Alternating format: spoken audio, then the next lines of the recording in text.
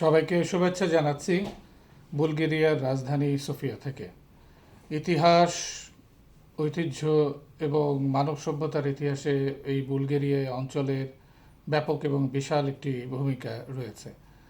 ইউরোপের দক্ষিণ পূর্ব কোণে বলকান উপদ্বীপের অবস্থিত এই বুলগেরিয়া যে দেশটি, তার ইতিহাস 2000 বছরের পুরনো এবং প্রাচীন থ্রাকীয় সভ্যতা থেকে শুরু করে রোমান সাম্রাজ্য, মধ্যযুগীয় শক্তিশালী যে মধ্যযুগীয় বুলগেরীয় যে একটা সাম্রাজ্য তৈরি হয়েছিল, যার মাধ্যমে ইউরোপের বিভিন্ন জায়গায় এই সাম্রাজ্য ছড়িয়ে পড়ার মতন অবস্থা তৈরি হয়েছিল।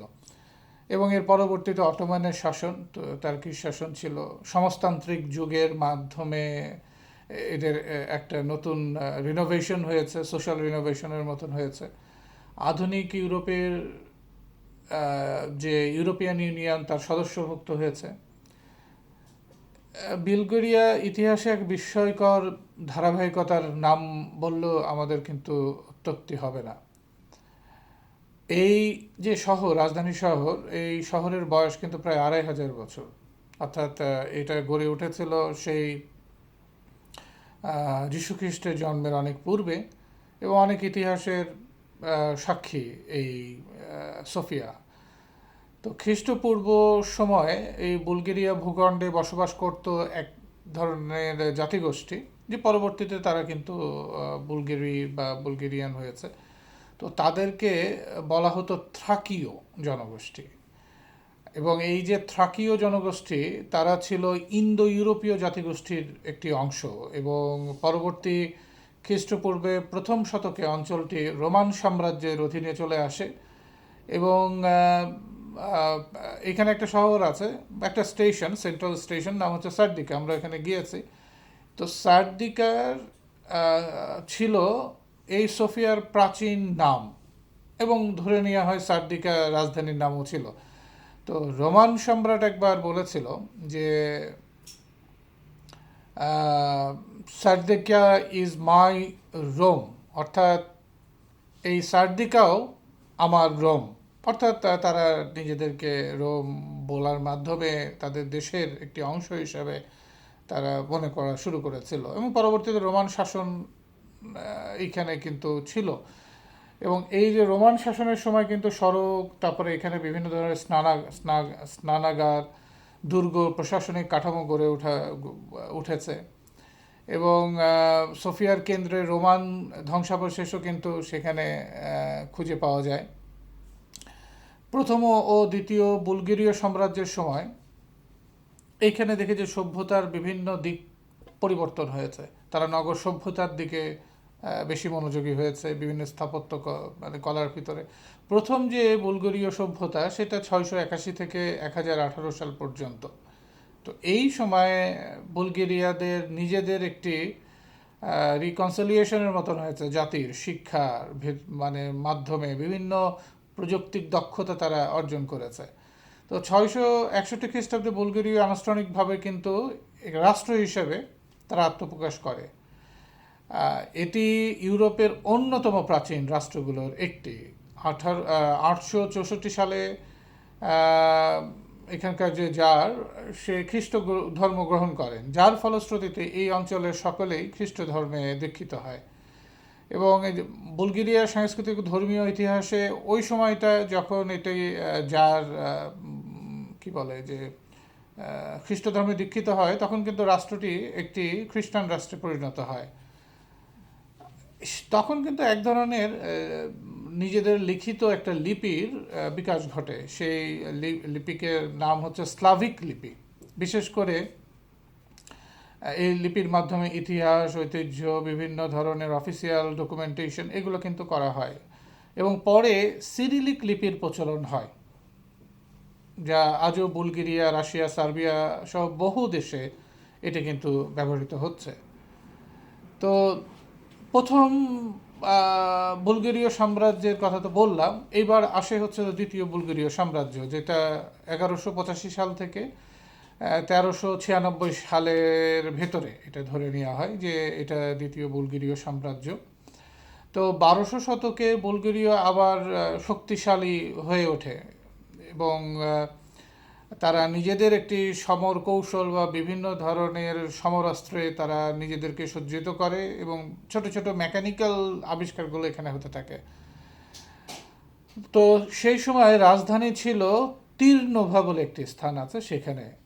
তো তীর্নোভায় একটা জিনিস হয়েছিল, সেখানে সাহিত্য, ধর্মতত্ত্ব, শিল্পকলার উল্লেখযোগ্য কিন্তু অগ্রগতি হয়। কিন্তু 1400 শতকের শেষে অটোম্যান তুর্কিদের আক্রমণে মানে ইসলামিক একটা সাম্রাজ্য এখানে তৈরি হয় এবং তখন একটা সাংস্কৃতিক আহ, কি বলবো যে থ্রেটের ভিতরে কিন্তু এখানকার স্থানীয় সংস্কৃতি পড়ে।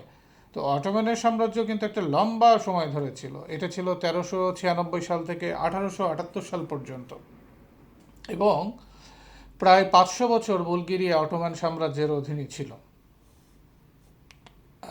এই সময় জাতীয় পরিচয় ও ভাষা টিকে থাকলেও যেটা থাকে নাই রাজনৈতিক স্বাধীনতা তারা হারিয়ে ফেলে এবং তবুও 1800 এবং 19 শতকে বুলগেরীয় জাতীয় কি বলে যে রিকনসিলিয়েশন বা পুনর্জাগরণ শুরু হয় আর কি সে সময় 1800 এবং 1900 শতকে। এবং বিভিন্ন দল উপদলে বিভক্ত হয়ে এখানে আমরা দেখেছি কমিউনিস্টদের বিকশিত হওয়ার একটি ক্ষেত্র তৈরি হয়েছিল, যেহেতু একটা সাম্রাজ্য ছিল, অটোক্রেটিক একটা রুল ছিল। তো 1876 সালে অনেকটা ফরাসি বিপ্লবের মতনও বলা ধরা যায়, এপ্রিল বিদ্রোহ সংগঠিত হয়, যা আন্তর্জাতিকভাবে ব্যাপকভাবে সহানুভূতি সৃষ্টি করে। অবশেষে 1878 সালে রুশ তুর্কি যুদ্ধে অটোমানদের পরাজয়ের পর বুলগেরিয়া আংশিক স্বাধীনতা লাভ করে, অর্থাৎ তাদের কিছু অংশ তখনও অটোম্যানদের কাছে ছিল এবং পরবর্তীতে তারা রাশিয়ার সহায়তায় মুক্ত হয় অটোম্যানদের হাত থেকে। কিন্তু রাশিয়ানদের কাছ থেকে সহায়তা পেলেও পরবর্তীতে রাশিয়া কিন্তু সেখানে কমিউনিস্ট বিপ্লবের মাধ্যমে এখানে কিন্তু কমিউনিজম প্রতিষ্ঠা করে। আধুনিক রাষ্ট্র এবং বিশ্বযুদ্ধের সাথে সম্পর্ক আধুনিক রাষ্ট্র যেমন 1908 সালে বুলগেরিয়া সম্পূর্ণ স্বাধীনতা ঘোষণা করে এবং বিংশ শতাব্দীতে দেশটি বলকান যুদ্ধ এবং প্রথম ও দ্বিতীয় বিশ্বযুদ্ধে তারা কিন্তু অংশগ্রহণ করে। আর এর পরবর্তীতে তো দ্বিতীয় বিশ্বযুদ্ধের পরে 1946 সালে একটা কনভেনশনের মাধ্যমে এবং এখানে একটা গণভোট হয় এবং এই গণভোটের মাধ্যমে রাজতন্ত্র যেখানে ছিল এটা বিলুপ্ত করা হয় এবং দেশটি সমাজতান্ত্রিক প্রজাতন্ত্রে পরিণত হয় এবং সোভিয়েত প্রভাবাধীন যে রাষ্ট্র কাঠামো কমিউনিস্ট একদলীয় রাষ্ট্রে সেটা রূপ লাভ করে।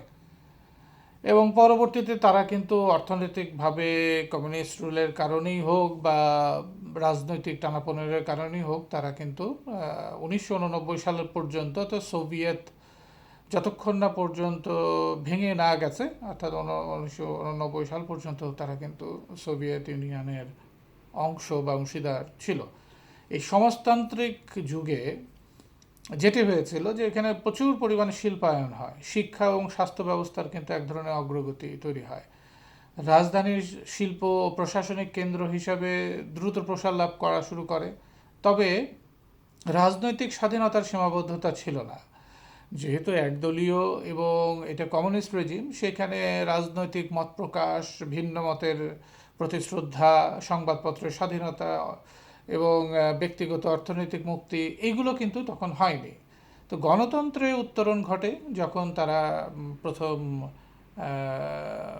সোভিয়েত রেজিম থেকে তারা মুক্ত হয় 1989 সালে, ভেঙে যায়, নিজেরা স্বাধীনতা লাভ করে নতুনভাবে এবং সমাজতান্ত্রিক শাসনের তো পতন ঘটলো এবং বহুদলীয় গণতন্ত্র প্রতিষ্ঠিত হয় এবং 2007 সালে বুলগেরিয়ার সদস্যপদ লাভ করে ইউরোপিয়ান ইউনিয়নের এবং এটি কিন্তু ন্যাটোর সদস্য বটে এবং সম্প্রতি তারা গত বছরই তারা সেনজেনভুক্ত দেশ হিসাবে তারা অন্তর্ভুক্ত হয়েছে।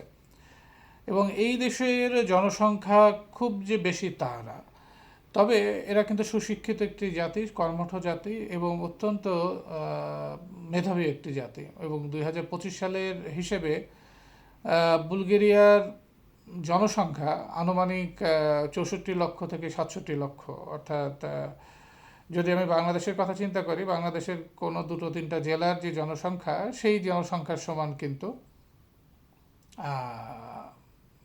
এই বুলগেরিয়ার। এবং সবচেয়ে যে বড় বেদনাদায়ক যে তথ্যটি, সেটা হচ্ছিল যে এদের জনসংখ্যা দিনকে দিন কিন্তু কমে আসছে। অর্থাৎ জনসংখ্যার হার এটা মানে কি বলে যে নিচের দিকে, নেতিবাচক। এবং প্রায় 84% বুলগেরীয় জাতিগোষ্ঠীর দ্বারাই এই বুলগেরিয়া গঠিত হয়েছে। এবং এছাড়া অন্যান্য জনগোষ্ঠী বা জাতি সম্প্রদায় এখানে আছে। প্রায় 9 থেকে 10% তুর্কি জাতিগোষ্ঠীর মানুষ এখানে বসবাস করছে। এছাড়া বিভিন্ন ধরনের উপজাতিগুলো এখানে রয়েছে। এখানে কিছু রোমা বা জিপসি আমরা যাকে বলি, তাদেরও একটি জনসংখ্যা এখানে রয়েছে 4 থেকে 5%।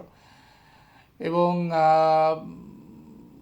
অন্যান্য সংখ্যালঘু সম্প্রদায়ের ভেতরে এখানে কিছু সার্ব আছে বলে আমি জানতে পেরেছি, কিছু বসনিয়া হার্জেগোভিনার কিছু। যেহেতু এটা প্রতিবেশী রাষ্ট্র, এটা থাকাটাই স্বাভাবিক। এখানে ধর্ম মূলত খ্রিশ্চানিটি বা খ্রিস্টান ধর্মের, অর্থোডক্স খ্রিস্টানদের এটা মেজরিটির একটি দেশ। এবং এখানে ইসলাম ধর্মেরও চর্চা হয়, যেহেতু এখানে তার্কিশ এবং ঐতিহাসিকভাবে মুসলমানদের এখানে বসবাস ছিল।